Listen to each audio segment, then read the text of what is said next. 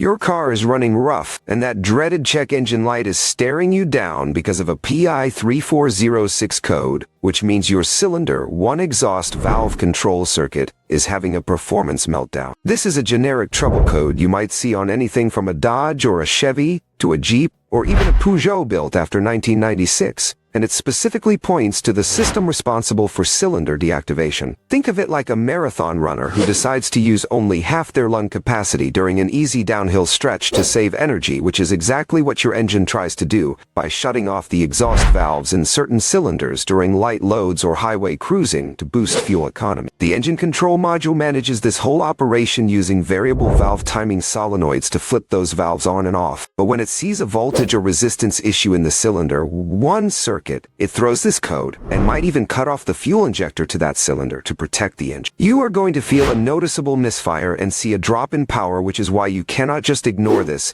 because driving with a constant misfire can lead to permanent internal engine damage very quickly. The common culprits are usually a faulty solenoid or low engine oil pressure, and sometimes just restricted oil passages or bad wiring connections near the exhaust manifold. To fix this, you should start by checking your oil level and quality, because the whole system relies on hydraulic pressure, and then move on to inspecting the wiring for any signs of melting or corrosion. A pro tip here is to never just swap the solenoid first, because if your oil is sludge or your wiring is frayed, a brand new part will not solve a thing. So make sure you do a continuity test with a digital multimeter to ensure the circuit is actually reaching the engine control module.